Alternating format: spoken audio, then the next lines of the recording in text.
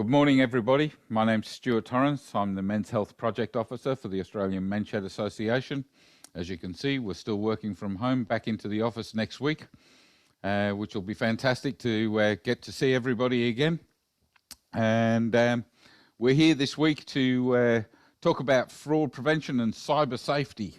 Scams is what we're talking about, and we get them all the time. I've got several on my phone, and it says, press this button because you have a delivery coming. Now, I know I ordered that kit of origami, and it was going to come very shortly. So it seems sensible to press the button and see where my delivery is. But something in the back of my mind says, no, don't. This might not be for you. And I didn't. And I was lucky I didn't, because my son came over and he says, Dad, that's one of these scams. And they're going around all over the place. So we'd like to welcome Senior Constable Sharmala Whitehead from the Crime Stoppers and Scamwatch team of our local constabulary. Welcome this morning, Sharmala. Thank you, Stuart. So I am actually the Crime Prevention Officer for our local police in Lake Macquarie, New South Wales. And yeah, my charter is all about crime prevention. So a bit of education on how to keep yourself safe from all different kinds of crime. And today I'm happy to be talking to you about fraud and cybercrime, because that touches all of us, every single one of us. Myself, off duty every single day, like Stuart said, constantly on your phone, constantly through email, through electronic means, everywhere. So I know this is only a short presentation, so I'm just going to run through it, and then I'm keen to speak to you all about any questions that you might have. I know that many of you probably have your own experience. We have a really high crime rate of our seniors being defrauded and scammed in massive amounts of money, in the hundreds of thousands, which is really, really sad. And we want to help you try and pick those scams and frauds so that you don't fall victim to it. So fantastic. We'll get into it. Yeah, without any further ado, I'll hand over to you and take you through the presentation. If you take us through your presentation, and at the end we'll do the Q&A. So everybody, down the bottom of your screen there is a chat button. Hit chat, put your questions in, and we'll put them to Sharmala at the end of the presentation. Okay. Away you go. Thanks, Sharmala. Thanks, Stuart. Okay, so fraud prevention, cyber safety. So today we're going to talk about fraud. Oh, hang on. There we go. No? Yes? Okay. We're going to talk about fraud and scams, mail theft and how that's relevant, telephone scams, and tips for prevention. Okay. So what is fraud? I feel like I'm talking to myself because I don't have any, I don't have any voices in the background. So I'm just going to talk to you all, and then we'll certainly, I hopefully will be able to see your questions.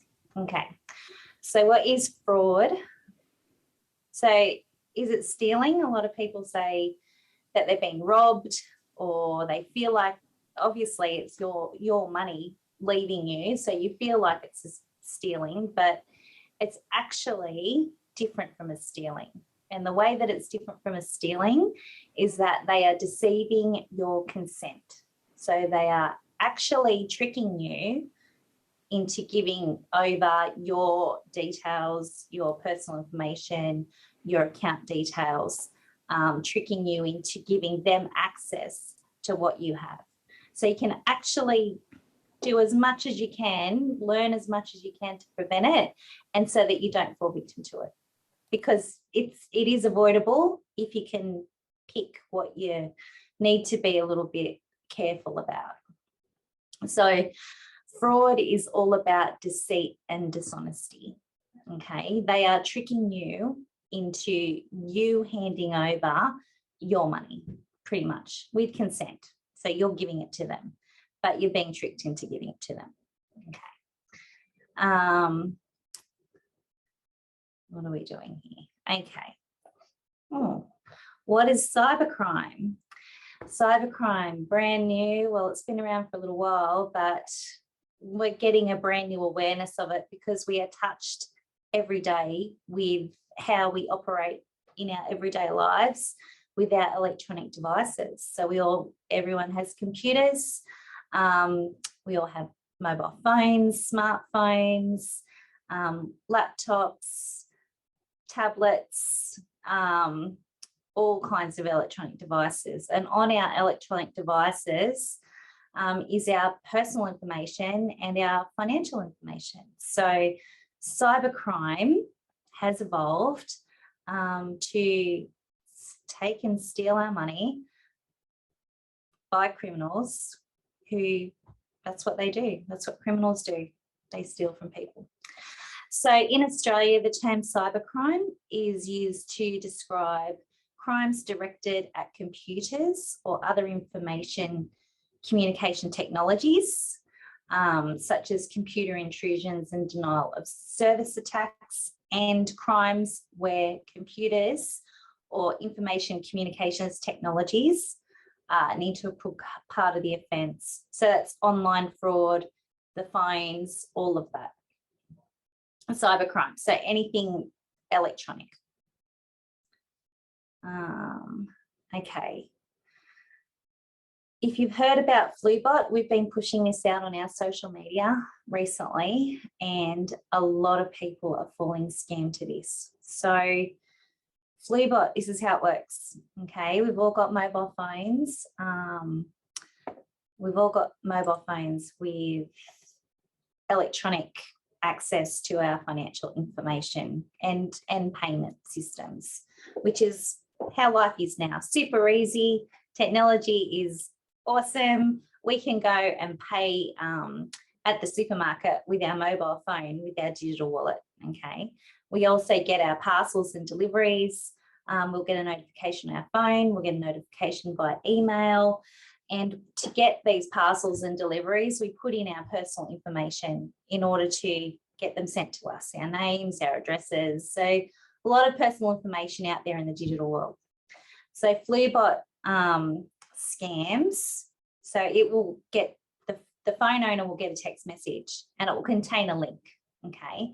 And they will try and legitimize that link by however means, whether they're saying you're going to receive a delivery and click here for tracking, or they'll spin whatever story they have. But anyway, you'll get a text message and it'll contain a link. Sometimes, well, if it's a scam in particular, the link will invite you to install software. This should be an alarm. Alarm bells should be ringing. Firstly, when you see a link in a text message, alarm bells should be ringing. Okay, don't click on any links. It's one clear message I want to get to all of you.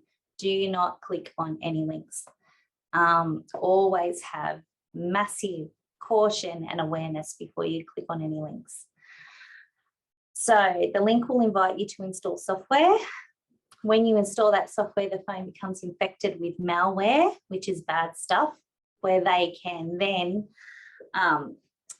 the infected phone contacts are added to a central list of flubot text recipients. So then all your contacts go to the bad guys, and then all your contacts get the same kind of text message with the link.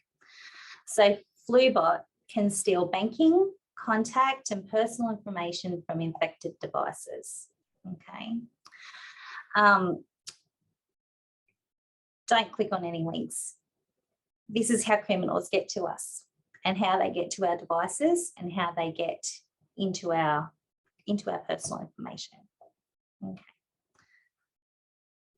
So take away anything from today. When you get a message that contains a link digitally, whether that's in email, whether that's on your phone, always consider, do I really need to click on that link? And then have a look at the signs. I will always check, particularly if I get an email So the name won't be the same as where it's from. So if you get an email from the ATO, I know it's probably a bad example because most of my retirees don't really have much to do with a tax return at tax scam time. But just as an example, if you get an email from the ATO, you can expect that email will be from a government email address. So it'll be, for example, ATO at newsouthwales.gov.au will be a government website. All the Australian government website pages will be .gov.au. If you get an email from the ATO or any government site that is from a Gmail address, you know that's a scam. You can delete that straight away. Don't click on any links, just get rid of it. It's not real, okay? So you check the email address. That is the biggest clue to whether or not something's legitimate. You can get them that don't quite look right, but I mean, that look more right, but most of the time, if you click on the email and it's from Gmail or Hotmail or some ridiculous long lengthy amount of letters that don't make any sense, you know that it's a scam. You can just disregard it. So yeah, just get some confidence about where it is coming from. Okay. Again, about personal safety, when you're using ATMs and EFTPOS machines, always cover your PIN. Okay. So, and you should never share your PIN with anyone. Don't share it with anyone. And you have to take a bit of control for the security of that information. Don't share your PIN with anyone. I know sometimes people, as they get older, they get a bit more vulnerable to handing their cards over to someone to take cash out of a machine for them or something like that. Their eyesight's not that good, or, you know, they just hand it over. Can you just, you know, put the card in and give me whatever money and here's my PIN number? Please don't do that. It's very, very, it's high risk. People who are dishonest. Always cover your PIN. Now, these days, we have digital wallets on our phones. We can pay with our phone from an actual bank account. So, again, if you have that ability on your phone and other people have access to your phone and they have access to your finances, and if you've lost your card, immediately contact your financial provider, whoever that is. Freeze it, cancel it. It's really important. Lots of money can go very quickly. So this is a advertising fit out that you might normally see on an ATM. They have been in the past fitted out with cameras so that they get your PIN as you put it in at the machine. So always cover your PIN. Even at the supermarket, cover your PIN when you put your PIN into anything digital, because then someone watching you might, once they've got your PIN, all they need is your wallet and they can access your accounts.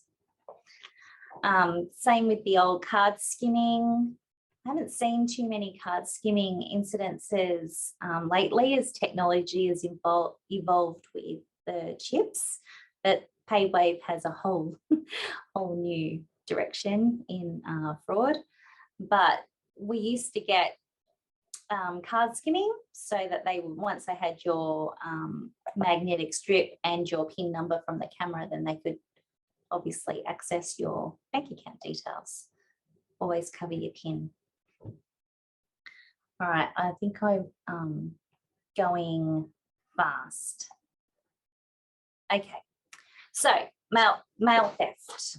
This is important too when it comes to fraud and cybercrime. People don't often think about their mail, but your mail has a lot of very awesome information for criminals who want to steal your identity. And people think, oh, no one's going to steal my identity. I'll be fine. What is identity theft anyway? That doesn't happen to anyone. It does happen, happens all the time. And people do that with mail theft. That's a really good starting point. If we extend that to other digital places that have your personal information, just be careful of what you put on Facebook and social media, your name, your date of birth, phone number, anything that alludes to your address is all very valuable information. And you should always keep that as protected as you can. So what information is in your mailbox? So it's enough to steal your identity, okay? You can get banking details, driver's licenses, utility notices, registrations. I don't know about checks these days. It's a bit of a, so I've tried to revamp the presentation, but it's still a little bit old. But yes, checks.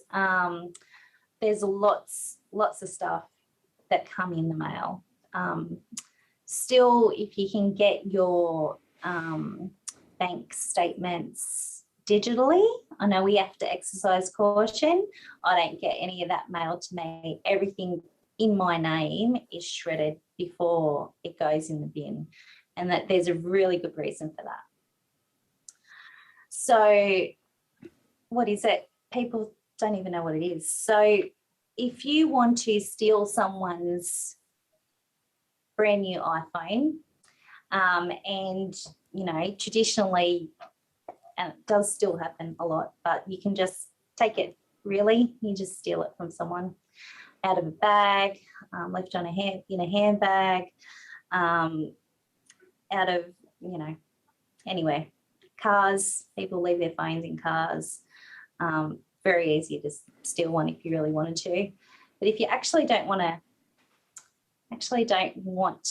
to risk being caught, that is, actually do it and be caught from CCTV cameras, fingerprint IDs, anything like that, any kind of evidence that police use to prove offences.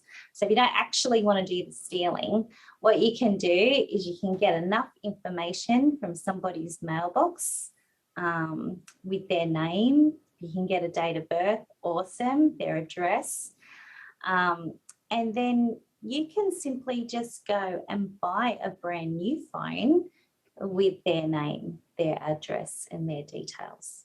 Okay, that's what identity theft is. That's when someone buys a product in your name and keeps it for themselves, but you get the bill. All right, so shred everything in your name that comes out of the mailbox. Really important. Identity theft is a real thing. People buy cars in other people's names. Okay, there's enough information there that you've just thrown out. It's possible and it happens. Okay, so we lock letterboxes. Some people have PO boxes. When you're on holidays, always pay attention to where your mail's going to go, whether it's a trusted neighbour or someone, family member comes and gets your mail. It's important to have that sorted, okay?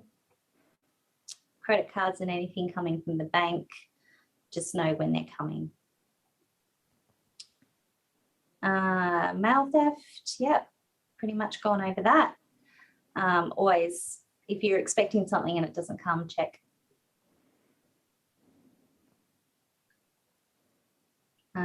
Okay, telephone scams. So phone scams, really, it's just another access point to you, to talking to you, to get your personal information. So they're just going to ask you, they're going to ring you, they're going to spin some lie and tell you that, and present some kind of plausible reason that would make you hand over your personal information. Could be questionnaires, surveys. I don't do any of them. They're too much of a risk. Personal information. Banks will never ask you for a PIN. I've already gone over it. Do not give your PIN to anyone. Very, very bad decision. High risk decision. And don't reveal your personal details until you've verified someone's identity. Now, if someone phones you, this I find really interesting. So someone phones you and they say, I'll use the tax office again for an example, because this scam went around for quite a while. They phone you up and they say they're from the ATO. So you receive a cold call. You can't verify. Whoever rings you, you cannot verify who's on the other end of the line. Okay. So someone rings you and says, hello, I'm from the ATO. So I can verify who I am speaking to. Can you please state for me your name, date of birth, and address? Thank you. Most people will just automatically just run with that and just tell someone that has cold called their house, their name, their date of birth, and their address, no problems at all, to verify their identity to someone they don't even know who they're talking to. Okay. Always check. Alarm bells should be up. Red flag. No, I'm sorry, I don't know who I'm talking to. I will find out who I'm talking to, and then I'll verify my identity. And you do that by ringing directly, whatever company it is, whatever government agency it is, and they will tell you soon enough whether or not they've contacted you about an account or a product. So phishing involves fake websites. Okay, so they just make it look like a real one. So instead of something like this, .net.au, you might get a .com.au. And if you're looking for your financial institution, it might trick you into thinking that you've got the right one when you enter your information when you actually don't. So the moral to that is check, and double check. Just make sure that you are on the right website. Okay. Financial institutions don't email you and direct you to another link. All right. If there's a link in there, always, doesn't matter who it's come from, exercise caution, red flag. There's a link. You just don't want to click on it. If you can help it, don't do it, or seek advice. Okay. Financial institutions don't email you saying that there's been a security breach on your account and then ask you to urgently contact them via the internet or a link. Okay, they ring you.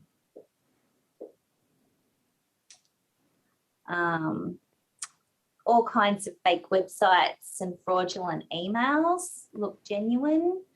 I actually got one from PayPal only the other day. I don't know if I can share this with you guys. I can see myself, so maybe. So I received that. Oh no, it's back to front, isn't it? I received that email. You can see that it's got the PayPal logo on it. Okay.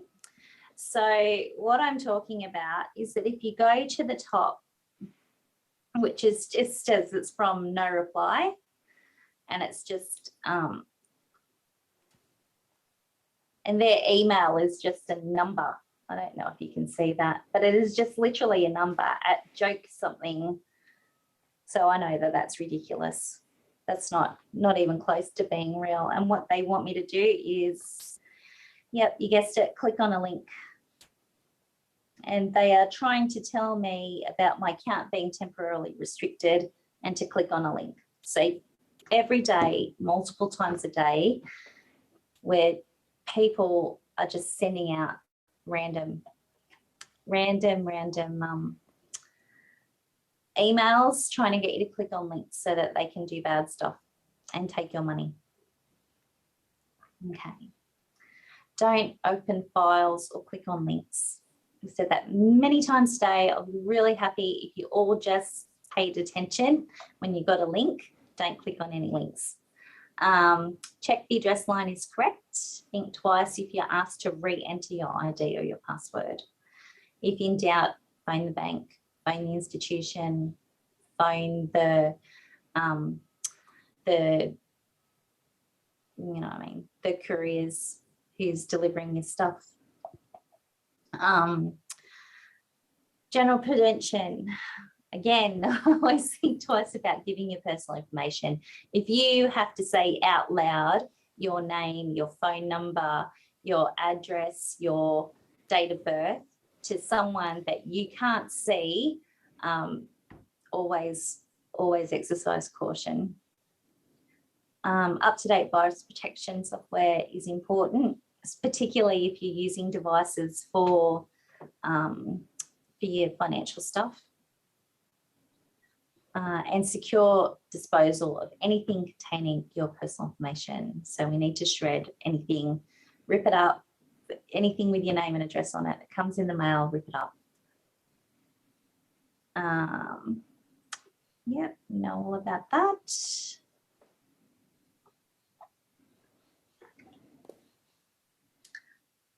Door-to-door people, same thing. Always check, verify identity. They will all have ID. Even charity collectors for Red Cross or whoever they're collecting for will carry identification, and you are more than within your right to request that identification. And if you're still not happy, you can ring the actual charity or business organisation, anyone. And if you're still not happy, you can call the police and let them know that there's a suspicious person going door to door asking for whatever they're asking for. Charity collection could be a fake business scam. Just, you can always ring the police and let us know and we will go and check it out.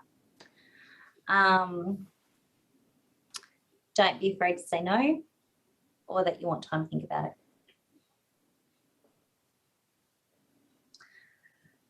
Passwords these days are long. They should contain all sorts of things.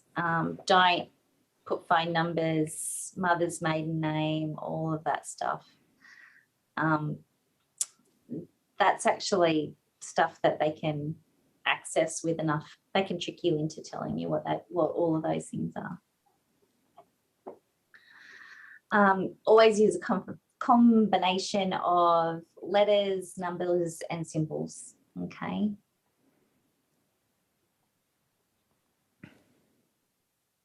Keep an eye on your bank accounts.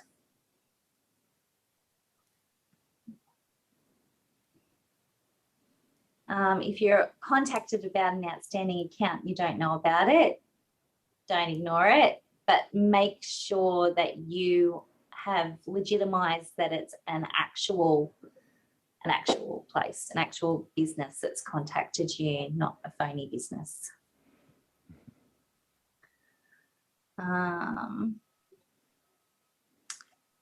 Support each other.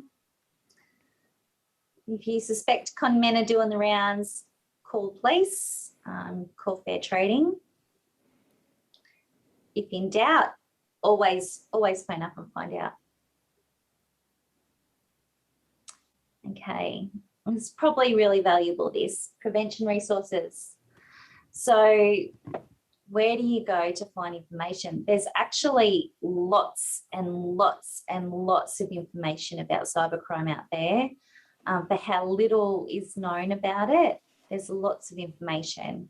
And that information, the eSafety Commission is one of the greatest providers of information. Not only do they provide information, they also have investigation, an investigation charter. So they actually help victims of cybercrime. And there is for different kinds of crime, they can help you. They're very knowledgeable, actually, very good. They instill a lot of faith. People that have been taken advantage of through digital communications. Okay, the Australian Cyber Safety Security Centre government. Oh, these are all government websites too. They should be all b.gov.au. Government websites, so they're trusted government websites.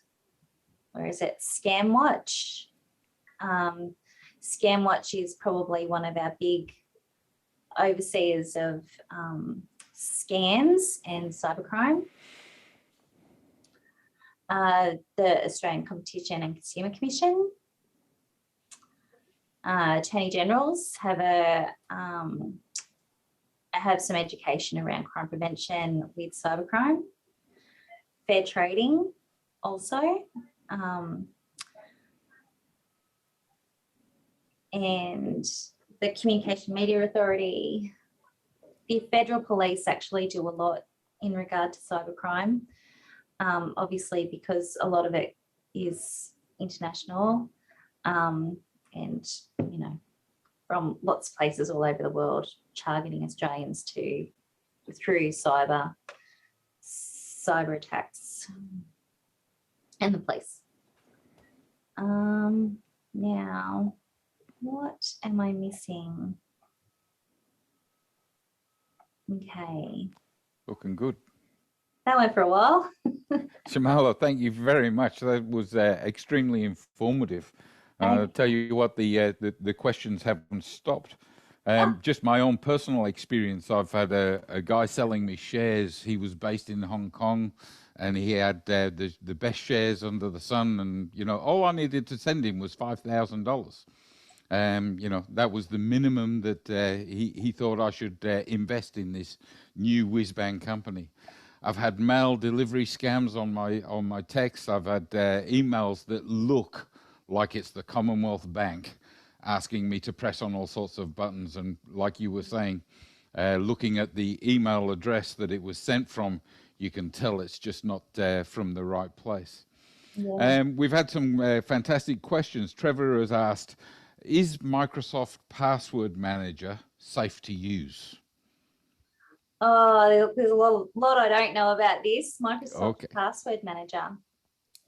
I don't know.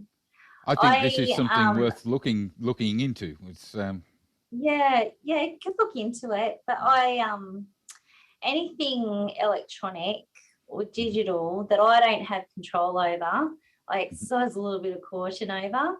Although I do use my automatic strong password thing provided by my Apple phone.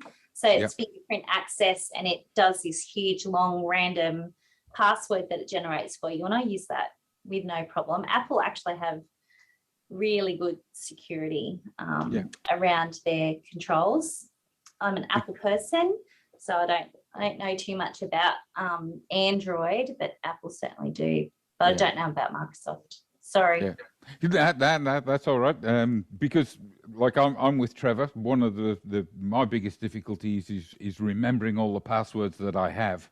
Yeah. And even my work email account, it updates once every 6 months and asks me to change my email password, and then asks me to put in my password to change my password, and then I put in the wrong password, and all of a sudden I'm locked out of the system. So I'm always I'm always contacting IT to fix things up, and they're fantastic at looking out for us. But the other thing that someone's asked is about card readers, people that scan your pocket or your purse and pick up your data. And because we've got tap and go. So there's they can go and get any purchase under $100 without having to put in a password. How do we protect ourselves about these card reader people?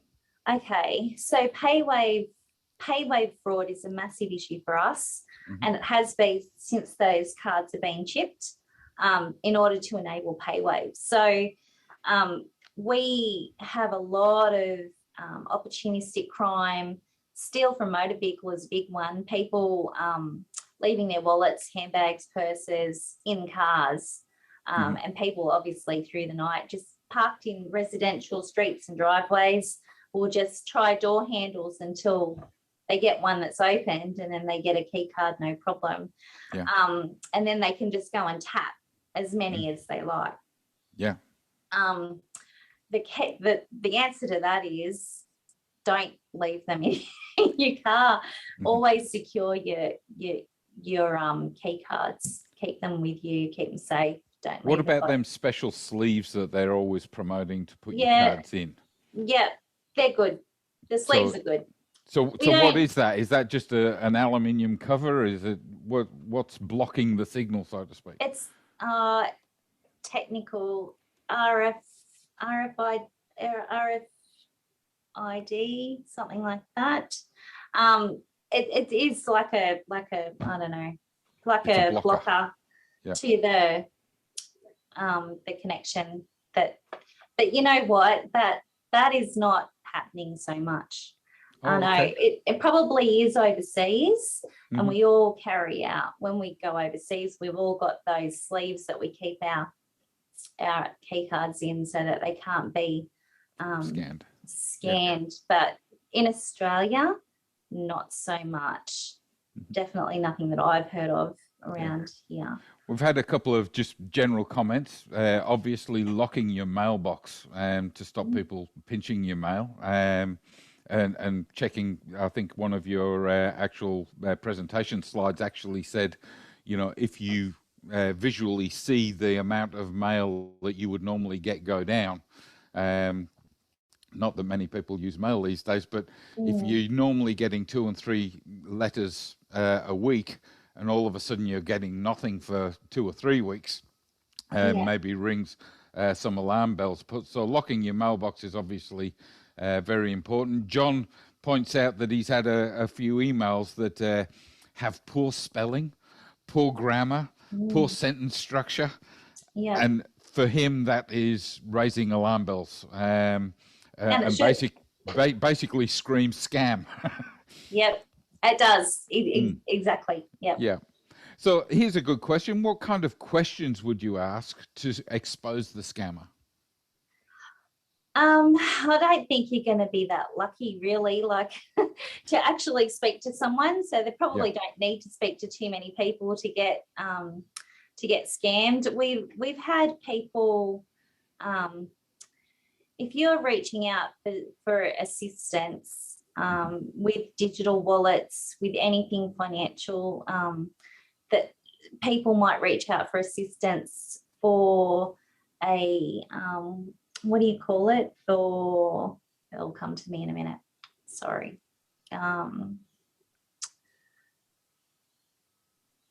Cryptocurrency wallets. Okay. So crypto and all of that digital money, whether it's crypto or normal money, people who reach out for help online quite often get scammed online, because once you've handed over your access or allowed someone to download a program so that they can take over your computer, they've got access to your finances, to your passwords, just through they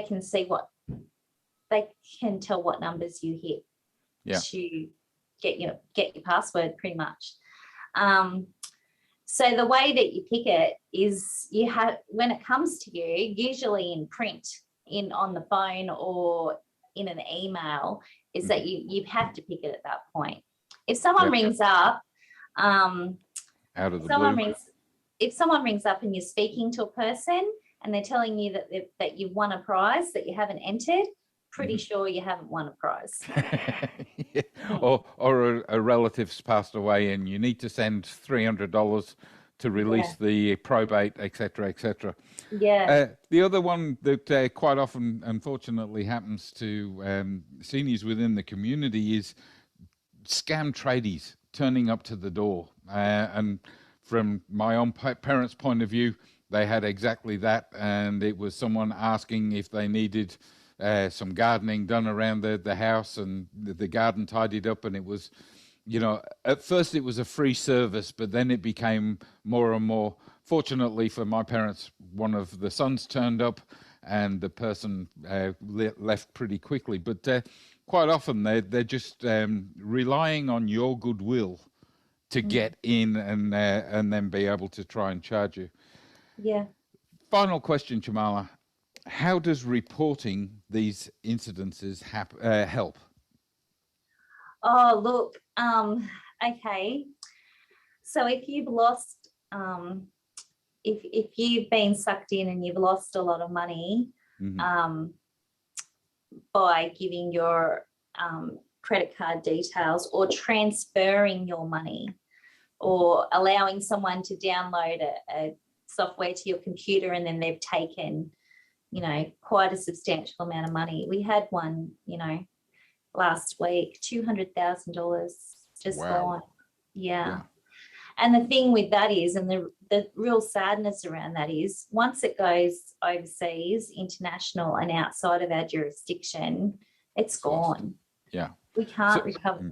Yeah. So is reporting that doing anything? Is it raising alarm bells in the system, so to speak? Yeah. Yeah. You should absolutely report it. But a result, like a favorable, successful result of recovering money like that is very slim, very, very, very slim. So you really need to, prevention is much better than anything, any other result. The other reporting ways, Scamwatch, I've reported stuff myself off duty to Scamwatch because I can pick them when they come to me, the scams, usually an email and SMS. Yeah.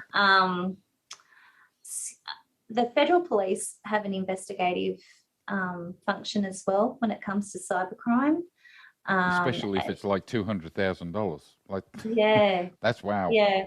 And Federal of course, police, Sharmala, we have the obligatory shed comment that says, I have absolutely no money in my account. They can't scam me. So this is the Australian Scamwatch website. I've gone on there. It's got some fantastic information. Sharmala, thank you very much for taking us through your presentation today. Very much appreciated, and we know the shedders will be very much appreciative as well. Guys, next week, 10 a.m. next Tuesday, we have our own patron and academic, Barry Golding. He's here talking to us about men's sheds around the world. So it's not just the Australian men's sheds he's talking about, men's sheds around the world. And we're also going to have a good chat to Barry Golding about just his life and who he is and where he's been and what he's done. Thank you very much all for tuning in today. Thank you very much again, Sharmala, for your presentation. We really do appreciate you supporting the Australian Men's Shed Association. Thanks, everybody, and goodbye for now.